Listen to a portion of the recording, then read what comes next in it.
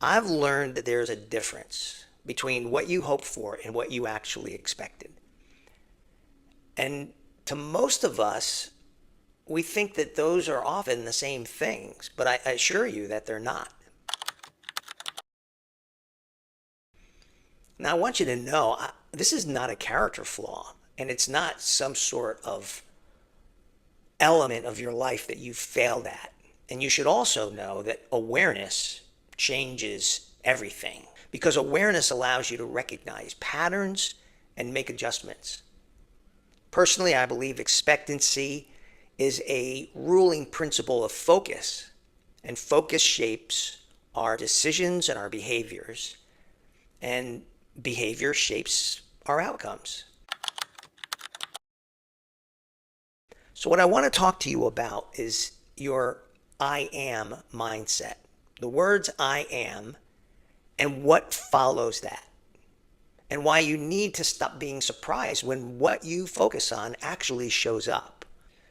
Philosophically speaking, what you expect out of life is what you get out of life. And I'm not necessarily saying that if you expect to win the lottery, then you're going to win the lottery, although a lot of law of attraction experts will say that's exactly how it works.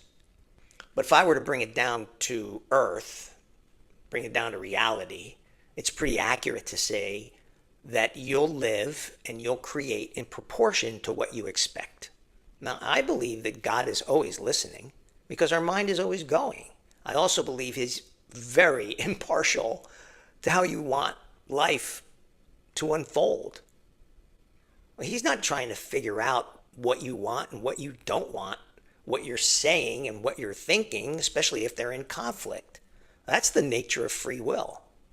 Life has a strange way of organizing itself around what you repeatedly declare about yourself. So all those declarations of self, your I am statements, those are indexing your mind on what you really expect. They're being received into your story and playing out just as you pictured it, even though you may have wanted just the opposite. Even the most successful people in the world experience setbacks and failure and disappointment. And I'll tell you that they probably expect it to happen a lot of the times because their expression of failure and setbacks are seen as an opportunity to learn. That's how they leverage the setback into their expectancy. Expectancy for them is the long game. Every setback, every delay, every awkward season, they're not proof that life is working against you. They're the paving stones of how you perceive what's happening to you. And they will either confirm what you fear, confirm what you have anxiety about, or build upon what you expect. So here's the question that I have for you to wrap this up. What have you been quietly expecting? Think about that.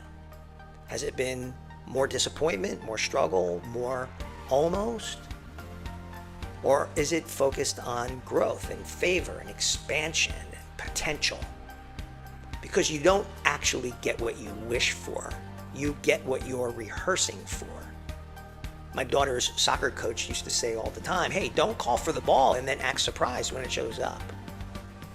Maybe expectancy isn't automatic. Maybe it's just your job.